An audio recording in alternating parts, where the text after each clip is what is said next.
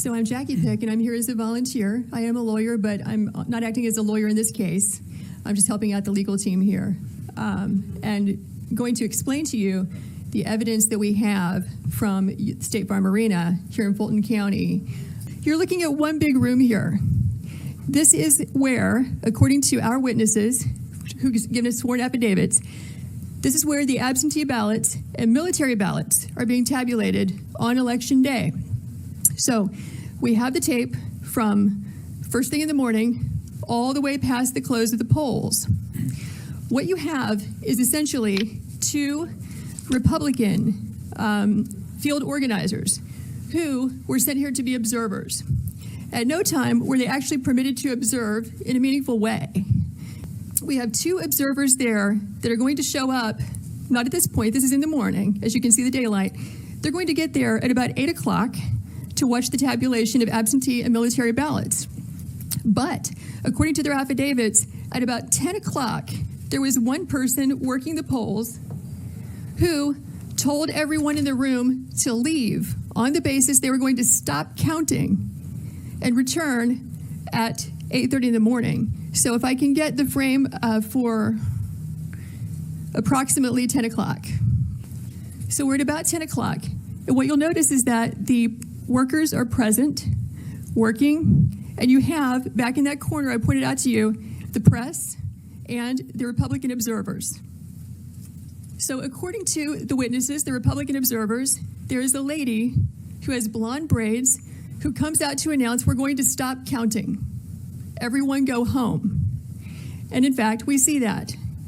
What happens is everyone clears out, including the Republican observers and the press, but 4 people stay behind and continue counting and tabulating well into the night from that point, which is going to be about 10:25 when they all clear out, or 10:30. And they will continue counting unobserved, unsupervised, not in public view as your statute requires, until about 1 in the morning. So here you see it's all cleared out. We just went from 10:25 to 10:37. The place is a ghost town. This is where the people were vacated and told, go home, come back at 8:30. We will now stop working and stop counting. But notice who stays behind. You have 4 people, consistent with our affidavits, who stayed behind. And so you'll see the lady in purple. You'll see 2 women in yellow in the back, which is where the scanners are there at the top right frame. And then the lady with the blonde braids also, who told everyone to leave. Those are the 4 people who will stay behind. Look at the ladies in yellow. You'll see that they will begin just sitting still, doing nothing, ostensibly not working, because after all, they said they're going to stop counting. They will wait until the witnesses over there in that roped off area, the press and the observers, leave the room. Then you'll see them move into action and begin scanning ballots. Once everyone is gone, coast is clear, they are going to pull ballots out from underneath a table. So now they're going to start pulling these ballots out from under this table. This table, the black one, was placed there by the lady with the blonde braids at about 8:22 a.m. in the morning. So she put that table there. So the same person who's staying behind now, the same person who cleared the place out under the pretense that we're going to stop counting, is the person who put the table there at 8:22 in the morning. Yeah, I saw 4 suitcases come out from underneath the table.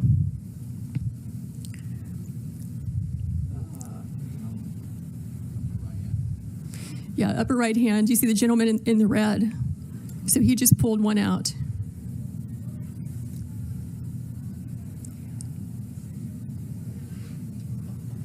So what are these ballots doing there, separate from all the other ballots?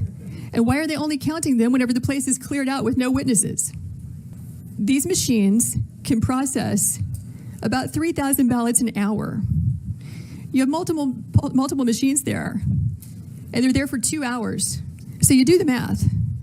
How many ballots went through those machines in those 2 hours when there was no one there to supervise, to be present, consistent with your statutes and rules, to supervise the tabulation? We believe that could easily be, and probably is certainly, beyond the margin of victory in this race. So we're now at 11:09. There were, in addition to the 4 workers that you see there were 2 other people who were bringing ballots in and out. The gentleman in red that you saw, and then a second person. I can't tell if it's a male or female based on their hair being pulled back in their mask, but in any event, that's 6 total people.